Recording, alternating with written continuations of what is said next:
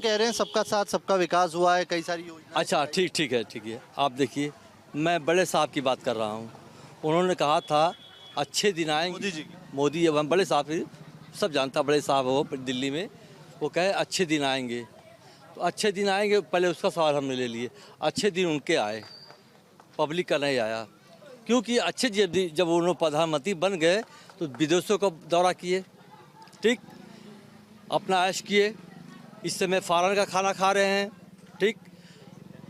Lockdown में जब इन्होंने लगाया 4 घंटा दिया था टाइम देने के, 4 घंटा में 20 किलोमीटर नहीं जा पाएंगे। न्यूजीलैंड की लड़की, एक 40 साल की उम्र की लड़की प्रधानमंत्री भी नहीं थी, वो 48 घंटा दिया था टाइम, सारे आदमी अपने मुकाम पहुंच गए, ठीक। और ये पैदल मार डाले रास्ते, ये विकास हुआ। सारे जनता मर गई, ये विकास हुआ। अब विकास अपना जो है अच्छे दिन लाए। अब विकास के नाम पर तो कोई काम ही नहीं किया।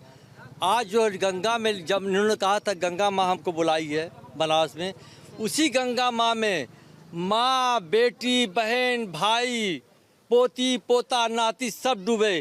कहाँ थे प्रधानमंत्री जी, कहाँ थे? यही विकास हुआ उनका। लाशों का भंडार लगा दिया, यही विकास उनका हुआ है। प्रधानमंत्री जी का जादू हमारे ऊपर इसलिए नहीं चला, मुसलमानों के ऊपर योगी का इसलिए नहीं चला कि हमारा कारोबार, अर्थव्यवस्था एकदम बदहाल है। हम लोग खाने से मोहताज है। लूम वगैरह जो बिक गया, रोड नाली सब हमारे वहाँ कचरा है, एकदम पानी है।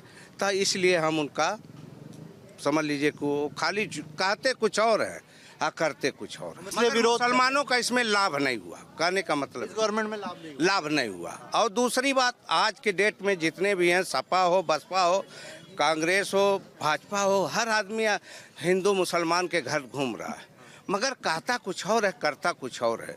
जैसे लाभ में तो हिंदू पा जाते हैं, मुसलमान बेचारे नहीं पा रहे हैं।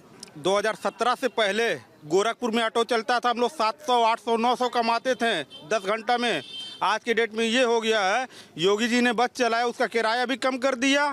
अब प्लस जितने ऑटो वाले हैं सब रो रहे हैं, ठीक है। और रही बात, दूसरी बात, नगर निगम वाले वसूली करते हैं गोरखपुर में, लेकिन गोरखपुर में कहीं टेम्पू का स्टैंड नहीं है। किस बात की वसूली करते हैं योगी के राज में? कौन सा विकास की बात कर रहे हैं योगी जी, मोदी जी?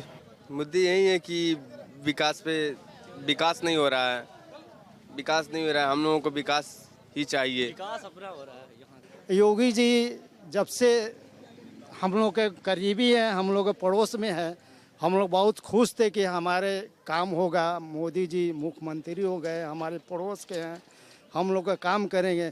लेकिन यहाँ रोजी रोटी सबको छीन गया, और सब लूम चलाने वाले ये जितने दिखाई दे रहे हैं, या अब ये चेक पहले योगी से जी से आपको पूछना चाहिए कि आप अपने मोहल्ले में घूमे हैं कभी आप देखे हैं कभी रास्ते चल करके कि आपके पड़ोस में क्या हो रहा है, कितना तकलीफ है, क्या नहीं है। वो अपने आते हैं, गाड़ी से चले जाते हैं, और गाड़ी जब उनकी आती है तो मरीज हॉस्पिटल में जाने के लिए गाड़ी 2-2 घंटा, 1-1 घंटा लाइन में लग जाता है।